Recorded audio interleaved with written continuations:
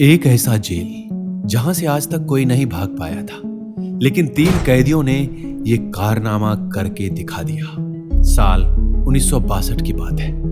America का एक jail जहां सुबह सुबह कैदियों की नंबरिंग की जा रही थी। जेलर ने देखा कि एक कैदी सोया हुआ है। वो उसे लगातार आवाज दे रहा था, लेकिन वो उठ ही नहीं रहा था। जब वो नहीं उठा तो जेलर ने उसके सिर पर जोर का डंडा मारा, लेकिन वो फिर भी नहीं उठा।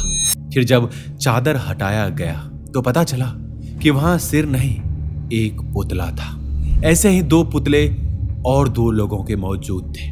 वो भी जेल के अपने सेल से गायब थे।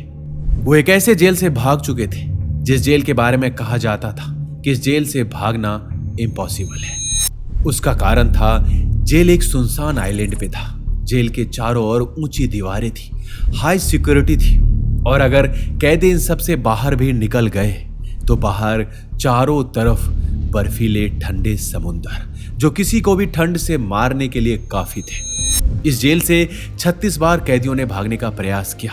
उनमें से 14 पकड़े गए और बाकी मारे गए। Alcatraz Island in San Francisco Bay. All 3 prisoners have vanished from their cell. How could these prisoners have escaped this super security prison? Alcatraz had the reputation of being the most secure prison in the country. 1934 में California के San Francisco में एक ऐसी खतरनाक jail बनी जिससे कैदी का भागना मुश्किल ही नहीं, नामुमकिन था। जेल का नाम था एल्केट्राज। इस जेल को सबसे भयानक जेल कहा जाता था।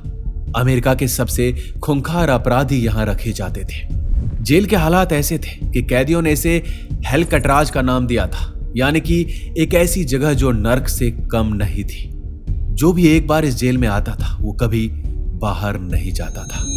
सेल के अंदर एक बिस्तर, डेस्क, वॉश बेसिन, पीछे की दीवार पर एक शौचालय और एक कंबल के अलावा कुछ भी मौजूद नहीं था। यह जेल 1934 से 1963 तक ऑपरेशन में था।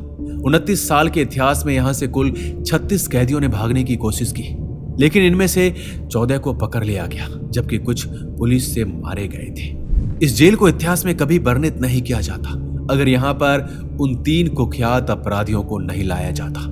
यहां से शुरू होती है कहानी द ग्रेट एस्केप की। ये तीनों कैदी को आप याद रखना, फ्रैंक मॉरिस, जॉन एंगलिन और उसका भाई क्लरेंस एंगलिन। इन 3 कैदियों को आप याद रखना, क्योंकि यही थे इस ग्रेट एस्केप के मास्टरमाइंड। सबने इस जेल में भागने की योजना बनानी शुरू कर दी। मॉरिस, जिसका माइंड सबसे शार्प था, वो कई बार जेल से भाग चुका था, उसने मिशन को लीड किया। एलन वेस्ट, वहां का एक और कैदी जो कि इस एस्केप प्लान में शामिल हुआ, वो भी पहले से एक दूसरे को जानते थे। इत्तेफाक ऐसा था कि चारों के सेल एकदम अगल बगल थे। दिसंबर 1961 में इन चारों के बीच एक योजना बनी, जेल से भागने की योजना। लेकिन ऐसा कैसे हो? फिर एक रोज मॉरिस ने काम करते हुए ये देखा कि जेल की छत पर बने वेंटिलेशन में बस एक जाली लगी है जिसे आसानी से हटाया जा सकता था। लेकिन यहां तक पहुंचने के लिए जरूरी था कि रात में अपनी अपनी सेल से निकलकर चारों उस वेंटिलेशन रैक तक पहुंचे जो जेल के एक दूसरे सेक्शन में था। अगर जेल की सलाखों को काट भी लेते तो भी बाहर पहरेदार रात भर खड़े रहते थे। ऐसे में मॉरिस ने एक दूसरा तरीका खोजा। उसने देखा कि उनके सेल के पीछे की दीवार के नीचे एक सिंक बना है। उन सब ने किचन से चाकू कांटे इकट्ठा करके खोदना शुरू कर दिया। लगभग 6 महीने की मेहनत से एक बड़ा सा छेद तैयार हो गया। ये सारा काम उन्होंने तब किया जब रात को जेल में संगीत बजाया जाता था।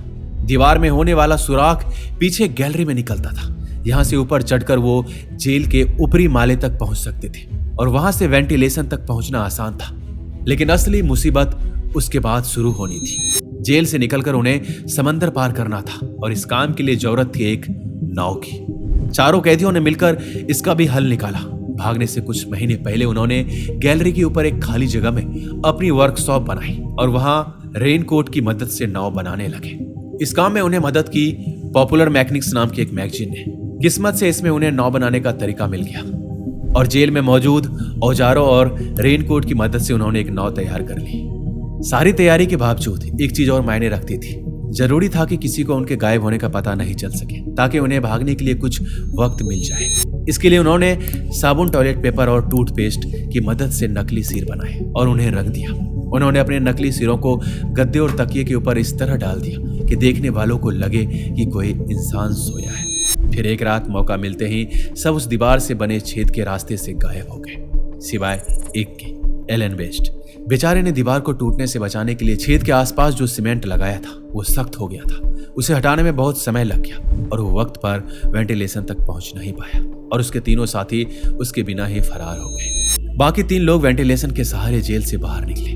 वहां उन्होंने रबर से बनी अपनी नाव में हवा भरी। इसके लिए हारमोनियम की तरह काम करने वाले एक वाद्य यंत्र का इस्तेमाल किया गया जो दबाए जाने पर हवा छोड़ता था।